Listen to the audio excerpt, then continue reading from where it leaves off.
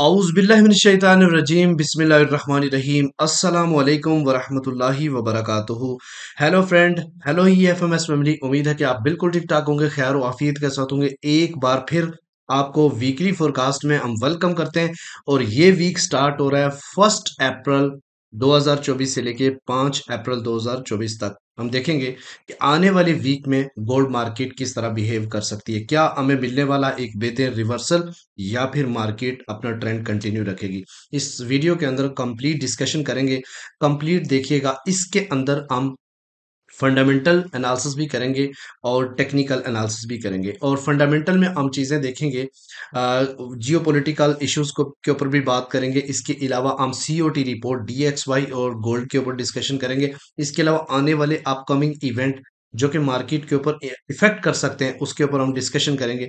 Technical side पे हम देखेंगे DXY की डेली चार्ट के ऊपर, H4 के ऊपर, वीकली के ऊपर एनालिसिस करेंगे कि क्या वो अपना ट्रेंड कंटिन्यू रखेगा या वो भी बेरिश होगा। इसके अलावा हम गोल्ड के ऊपर देखेंगे, H4 के ऊपर डिस्कशन करेंगे। उसके अलावा डे 1 की स्टोरी के ऊपर डिस्कशन करेंगे। वीकली और मंथली के ऊपर भी डिस्कशन करेंगे। तो हमारे साथ जुड़े रहें एट द एंड, ताकि आपको बेनिफिट हो सके। और जो जो जोन, जो जो लेवल्स बताऊंगा, वहां से आप अपनी अपनी ट्रेड को प्लान करें अपनी इक्विटी के अकॉर्डिंग। इनशाला इनशाला आप प्रॉफिट में होंगे। जुड़े रहें हमारे साथ। मैं हूं इरफाक अहमद साकी और आप देख रहे हैं EFMS ट्रेड। मिलते हैं इस ब्रेक के बाद।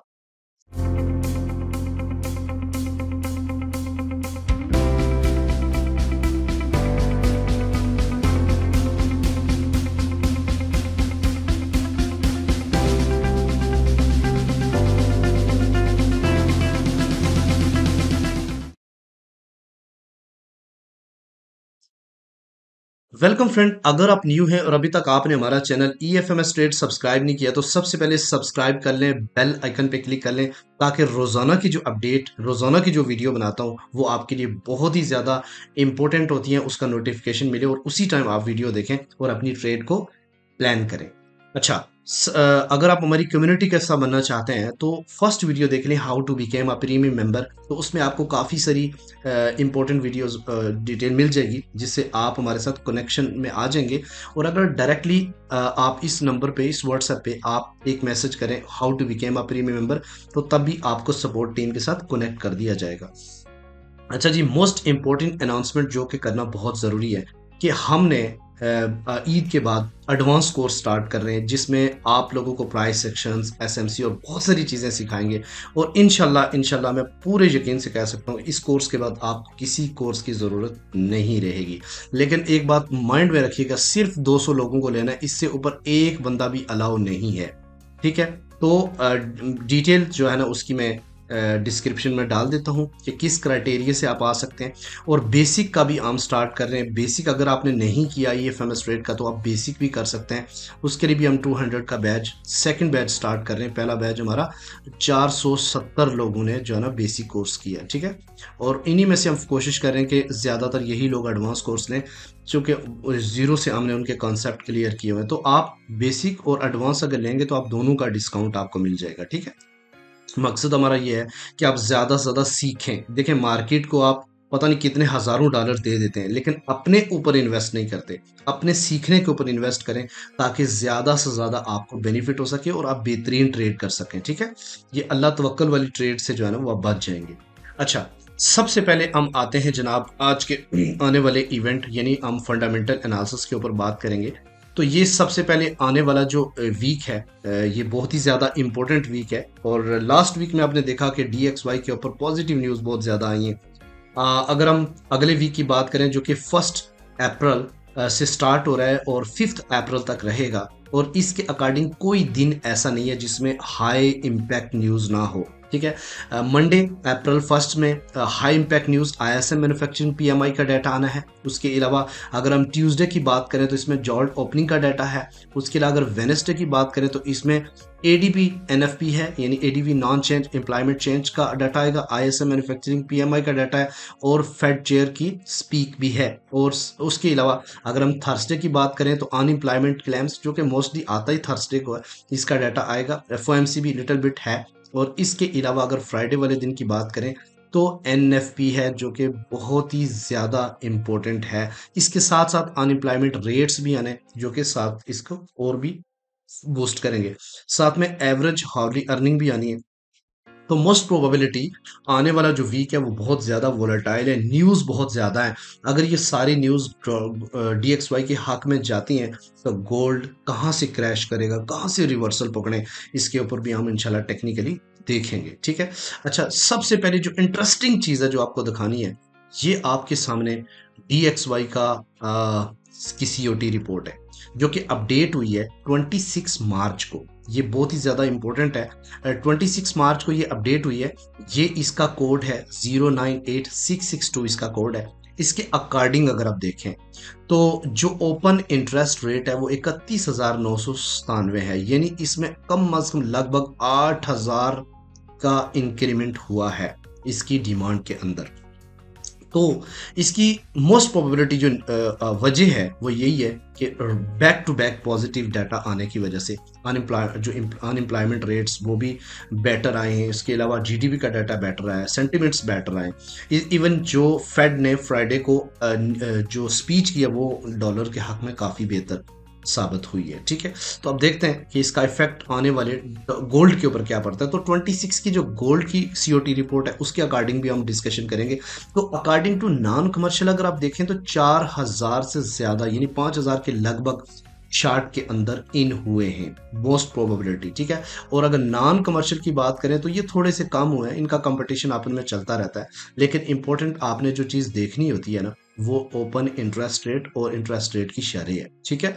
चले जी, ये था। अब हम बात करते हैं जनाब गोल्ड के ऊपर। तो गोल्ड की जो COT रिपोर्ट है उसका मैं आपको बता देता हूं कि इसका जो कोड है वो 088691 और ये अपडेट हुई है 26 मार्च 2024 को। अकॉर्डिंग टू इस वेरी इंटरेस्टिंग इसमें है कि इसमें इसका जो इंटरेस्ट रेट है वो गिरता गिरता 31,405 नेगेटिव आ गया।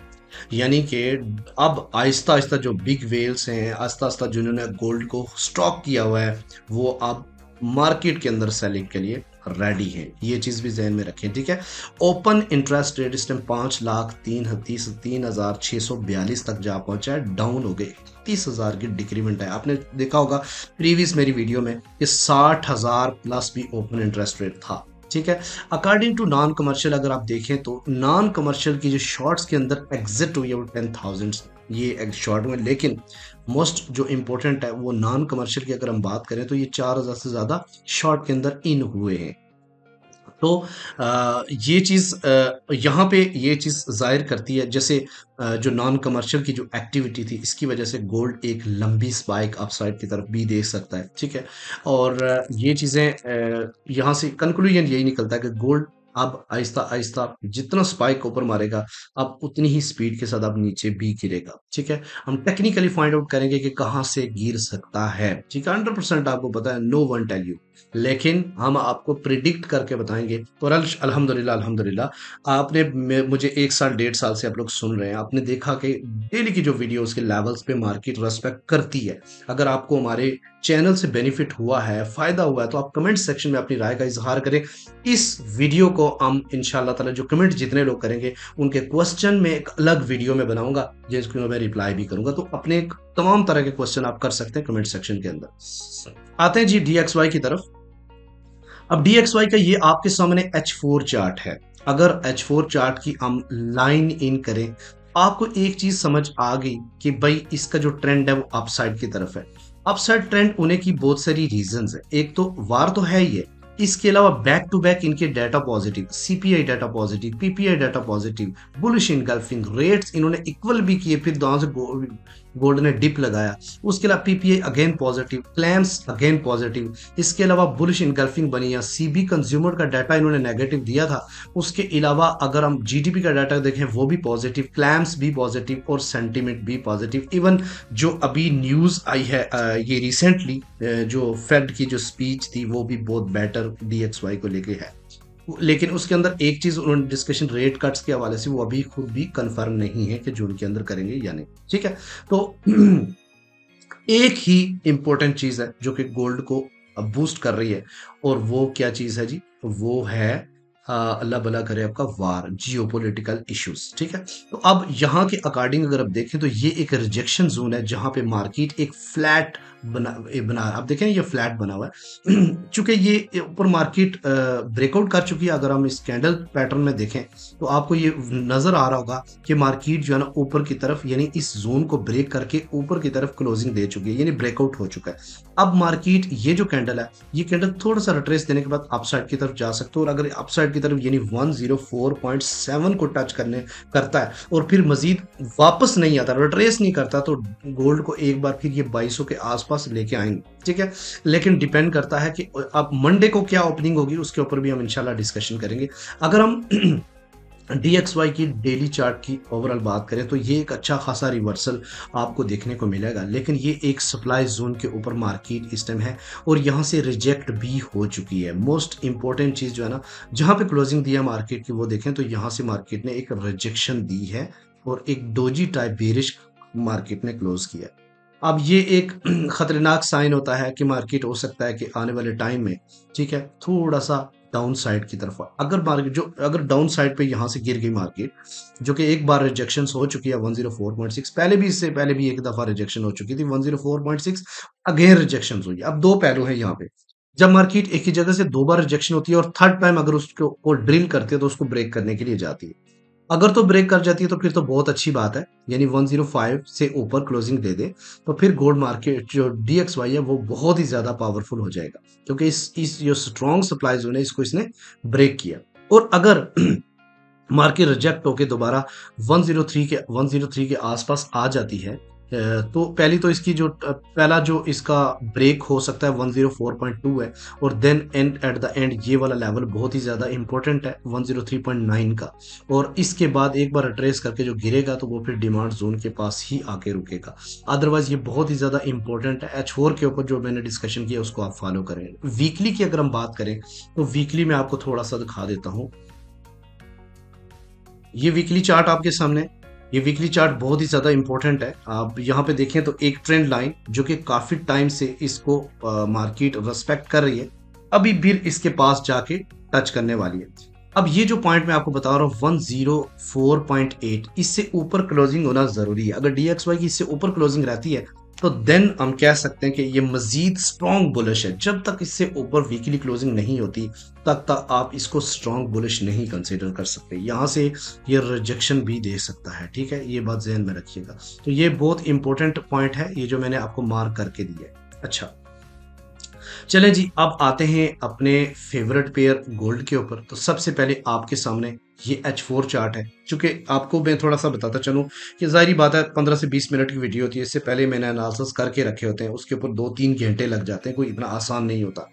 मैंने आपको पहले भी बताया था कि मार्केट जो है ना वो ब्रेकआउट कर चुकी है। अब अगर रिसेंटली ब्रेकआउट की बात करें डे 1 की, तो वो 2-1 और 9-3 का आसपास एरिया बनता है, ठीक है। तो यहाँ पे पहला जो ब्रेकआउट इसका H4 के ऊपर है वो 2200 का एरिया, क्योंकि 2200 के एरिया पे मार्केट जो है ना वो पहले भी एक बार टच करके जा चुकी थी और फिर दोबारा से इसको पूरी कैंडल ने एक पावर के साथ ब्रेक किया। अगर हम पीछे प्रीवियस बात करें तो ये एक असेंडिंग चैनल था। मैंने लास्ट वीडियो में, ये आइकन बटन में आ रहा होगा, मैंने इस वीडियो पे भी डिस्कशन किया था फ्राइडे को, जो मैंने जूम कॉल किया कि मार्केट बैक टू बैक जो है ना वो बुलिश इनकल्फिंग बनाती रही, और बुलिश इनकल्फिंग जो है ना वो मार्केट को मजीद अपसाइड की तरफ प्रेस करती रही। और ये आपके सामने H4 का बुलिश इनकल्फिंग बहुत ही ज्यादा पावरफुल, इवन ये एक बेरिश इनकल्फिंग फेल भी हुआ है। तो फेल भी होते हैं, ऐसा नहीं कि फेल नहीं होते, वो इफेक्ट की वजह से, न्यूज इफेक्ट की वजह से फेल भी होते हैं, ठीक है। तो यहाँ पे एक ब्रेकआउट देखने को मिला और बहुत ही ज्यादा पावरफुल ब्रेक देखने को मिला। अच्छा, जब आपको मैंने कितनी बार समझाया हो कि जब भी एक बड़ी कैंडल आपको देखने मिले उसी टाइम उसका फिब टूल अप्लाई किया करो और उसके 50 और 60% से अगेन उसी डायरेक्शन में ट्रेड लिया करो। ये मैंने फ्राइडे वाले दिन, सॉरी थर्सडे वाले दिन शो भी किया था। तो मार्केट जनाब 2195 से चली और सीधी मार्केट जो है ना वो 2216 के ऊपर, फिर यहाँ पे फिब टूल अप्लाई किया और फिब टूल के अकॉर्डिंग ये जो 2003 का एरिया ये 61% बनता था, यहाँ से मार्केट एक बार वापस बूस्ट हुई और मार्केट ने ऑल टाइम हाई लगाया, ठीक है। अब ऑल टाइम हाई के ऊपर जो है वो भी अभी वीक हाई है, मजीद मार्केट ऊपर साइड पे जा सकती है। अगर हम ओवरऑल की बात करें तो मार्केट को मजीद अपसाइड पे जाने के लिए एक रिट्रेसमेंट करना चाहिए 2212 और 2206 के आसपास, ठीक है। अच्छा, अब आपको मैं ना 3 लेवल्स बताता हूँ। एक तो ये है कि चांसेस है कि मार्केट जो है ना वो गैप से ओपन हो, ठीक है।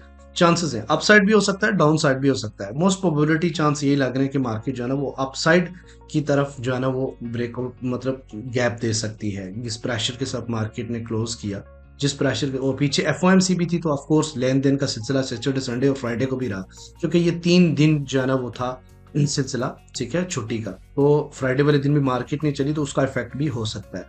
तो मार्केट डाउन साइड पे भी गैप ओपन हो सकता है, अप साइड पे भी ओपन हो सकता है, लेकिन गैप ओपन हो सकता है $2-3 का भी हो सकता है, ठीक है, बड़ा भी हो सकता है। अब जो चीज देखनी है कि जो भी मार्केट ओपन हो, आप लोगों ने इस चीज का ख्याल रखना है।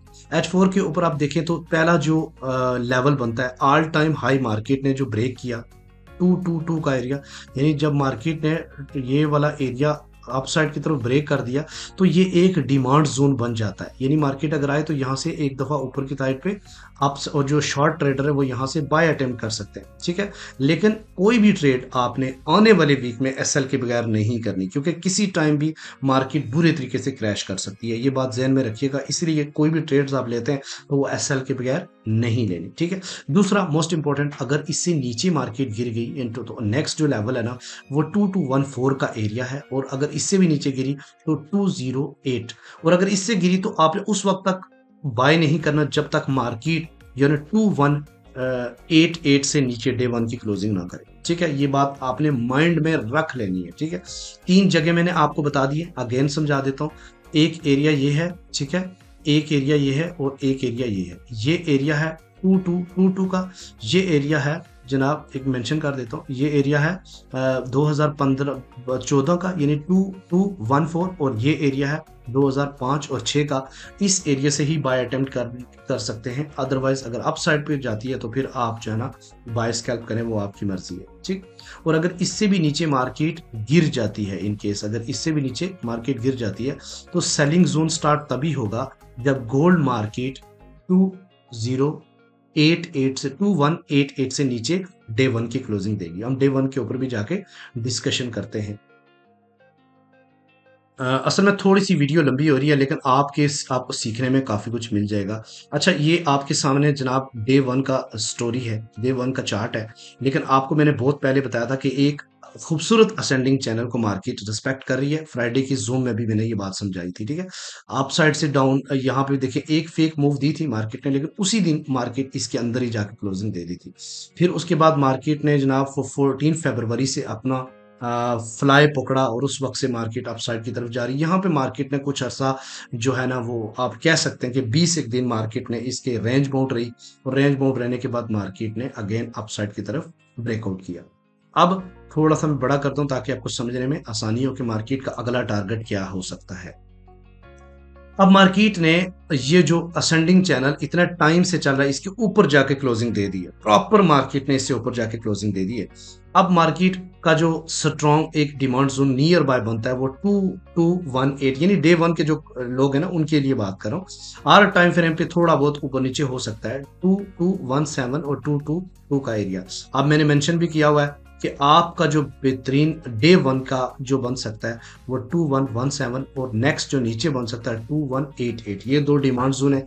इससे नीचे अगर मार्केट की तो फिर रेंज मोड रह सकती है, और अगर इससे नीचे गई तो मोर क्रैश कर सकती है, ठीक है। अब देखो, ऐसा नहीं कि आपको टॉप से ही रिवर्सल पकड़ना है। आपको जब तक सेल की प्रॉपर कंफर्मेशन नहीं मिले, आप सेल के अंदर ज्यादा नहीं घुसे, ठीक है। कोशिश करें कि जो मैं एरिया बता रहा हूं वहां से बाय अटेम्प्ट करें, नीचे एसएल लगा के। अच्छा, अगली बात कि मार्केट यहाँ से अगर ना आई, इन केस यहाँ पे तक नहीं आती, जैसे मैंने आपको पहले भी बताया H4 के ऊपर 22 और 22 का एरिया ऑल टाइम हाई को मार्केट ने डे ब्रेक किया ऊपर साइड पे। डे वन भी, मंथली भी, वीकली भी, एवरी टाइम फ्रेम मार्केट ने ऊपर ब्रेक किया, ठीक है। तो हम यहाँ पे अगर रिट्रेस इतना करता है मार्केट, ठीक है, तो फिर यहाँ से एक बाय अटेम्प्ट की जा सकती है। और अगर यहाँ से वापस इस H4 की भी बुलिश इनगल्फिंग बना दी इसने, ये बहुत इंपॉर्टेंट बात बताने वाला हूँ, यहाँ से इन 2217 में बुलिश इनगल्फिंग H4 H1 भी बना देती है, तो नेक्स्ट टारगेट मार्केट का जो हो सकता है वो हो सकता है 2292 का एरिया, ठीक है, ये मैं कैसे निकाला ये भी बताऊंगा आपको। और फिर रिट्रेस करके दोबारा इस साइड पे आ सकता है, जो कि मार्केट का 2250 का एरिया हो सकता है, या फिर जहां पे मार्केट ने क्लोजिंग दी है इस जगह पे। फिर दोबारा से अगर बुलिश इनगल्फिंग बनाता है तो नेक्स्ट टारगेट जो है ना वो 2350 हो सकता है। ठीक है, ये आपको मैंने क्लियर समझा दिया है। आई होप कि आपको ये चीज पल्ले आपने बांध ली होगी। अब आते हैं जनाब वीकली चार्ट। तो ये वीकली चार्ट की एक चीज आप, बड़ी खूबसूरत चीज आपको बताने वाला हूँ, अंडरस्टैंड करने की कोशिश करना, और आई होप को थोड़ा मिनिमाइज करते हैं ताकि आपको समझने में आसानी हो। अच्छा, इसको मैं करता हूँ लाइन चार्ट, आपको चीज क्लियर हो जाएगी। ठीक है, अब देखें कि यहाँ पे एक दफा मार्केट आई थी। ठीक है, और ये मार्केट आई थी 2020 में। ठीक है, जुलाई जुलाई 27 जुलाई 2020 में मार्केट ने 2038 लगाया था और फिर डाउन साइड की तरफ गई थी। अगर इसके अकॉर्डिंग हम एक चैनल बनाए, यहाँ पे असेंडिंग चैनल बनाए, तो असेंडिंग चैनल के मुताबिक जो हायर वैल्यू बनती है ना वो 2290 का एरिया बनता है। ठीक है, ये एरिया बनता है। अगर मार्केट ने अप साइड की तरफ गई तो ये बहुत ही इंपॉर्टेंट एरिया है, यहाँ से मार्केट रिजेक्शन दे सकती है बड़े लंबे लेवल। ठीक है, और उसके बाद अगर इससे ऊपर क्लोजिंग दे तो फिर ऑफ कोर्स मार्केट जो है ना वो 2400 भी टच कर सकती है। ठीक है, तो मोस्ट इंपॉर्टेंट ये एरिया है। अगर हम इसको कैंडल्स पैटर्न से देखते हैं, ठीक है, और फिर मैं आपको थोड़ा समझाने की कोशिश करता हूँ वीकली चार्ट को, ताकि आपको समझ आए कि बेसिकली इस वीक में क्या हो सकता है। अच्छा, ये जो वीक है, ये वीक आपको पता है कि काफी ज्यादा वोलेटाइल है और काफी ज्यादा न्यूज़ हैं इसके ऊपर, और मार्केट ने बहुत ज्यादा बुलिश किया हुआ है। ये जो वीक है, ये लास्ट वीक में 2164 के ऊपर मार्केट की क्लोजिंग दी थी, और ये वीक भी बहुत स्ट्रॉन्ग बुलिश रहा, और ये बुलिश 2233 के आसपास मार्केट ने क्लोजिंग दी। अगर इसके रिट्रेसमेंट की भी ही बात की जाए तो ये भी जो एरिया बनता है 2194 और 2204 का एरिया बनता है, जो कि 50% और 61% का लेवल बनता है। इससे नीचे अगर क्लोजिंग देती है तो देन मजीद बेरिश हो सकती है मार्केट 2145 के आसपास। ठीक है, तो ये वीकली बता रहा हूं। और अगर मार्केट इसके पास नहीं आती, एक तो इंपॉर्टेंट ये लाइन आप देख रहे हैं ना, ये लाइन है जनाब 2222 का एरिया, कि मार्केट इससे नीचे डे वन की क्लोजिंग अगर करती है तो देन आप एक्सपेक्ट कर सकते हैं कि मार्केट 2192 के साइड पे जा सकता है। और अगर इससे डे वन की क्लोजिंग नीचे नहीं देती तो मार्केट का अगला टारगेट 2290 हो सकता है। ठीक है, अच्छा, मंथली भी चार्ट के ऊपर डिस्कशन कर लेते हैं जनाब। मंथली भी अगर आप देखें तो एक अपसाइड की तरफ एक मैंने ट्रेंड लाइन ड्रा की है। मार्केट एग्जैक्टली इसके ऊपर जाके क्लोजिंग, इसके साथ ही जाके क्लोजिंग में, ये इससे ऊपर तो क्लोजिंग मार्केट ने नहीं दी मंथली। तो अब देखते हैं ये है कि अगर तो गैप से ओपन हुई तो फिर देख सकते हैं, लेकिन 31 की क्लोजिंग जो है मार्च की वो इससे नीचे ही है। ठीक है, अब यहाँ से चूंकि इतनी स्ट्रॉन्ग एक बुलिश कैंडल्स मंथली बनी है मार्च के महीने में, मार्च के महीने में 2040 से मार्केट स्टार्ट होती है और एंड होती है जनाब 2233 के ऊपर। This is a big big big bull. ठीक है, तो यहां से अगर इसके 50% भी रिट्रेस की बात की जाए तब भी 2136 का एरिया बनता है, और अगर 61% मंथली की बात की जाए जो अप्रैल में, तो वो 2112 का एरिया बनता है। और उससे प्रोबेबिलिटी अगर इससे ऊपर मार्केट क्लोज हो जाती है तो देन आप 2257 से आप ये ऊपर जाएगी 2293 का एरिया, जो मैंने पहले भी आपको मार्क करके बताया था। ठीक है, तो 92 और 93 का एरिया, और इससे रिट्रेस करके अगेन जो है ना मार्केट 2259 के आस, फिर मार्केट जो अप साइड की तरफ जाएगी वो 2350 और 2400 की साइड पे भी जा सकती है। तो ये इंपॉर्टेंट जो पॉइंट है उसके ऊपर मार्क आपने नजर रखनी होती है, उसके ऊपर आपने पैटर्न को आइडेंटिफाई करना होता है, और उस पैटर्न के अकॉर्डिंग आपने ट्रेड को प्लान करना होता है। आई होप ये वीडियो भी आपके लिए बहुत ज्यादा यूजफुल होगी। ज्यादा वीडियो लंबी ना हो जाए इसलिए मैं कोशिश करता हूँ कि शॉर्टकट बनाऊं, वरना तो बहुत ज्यादा लंबी हो जाए। इंशाल्लाह जुड़े रहें। अगर आप हमारे प्रीमियम में आना चाह रहे हैं तो इंशाल्लाह आपको राइट सेटअप मिलेंगे, राइट डायरेक्शन मिलेगी, और आप अपने कॉन्फिडेंस को बहाल रख के ट्रेड करेंगे और इंशाल्लाह कामयाब रहेंगे। मिलते हैं नेक्स्ट वीडियो में। अपना रखिएगा बहुत सारा ख्याल। अल्लाह हाफिज।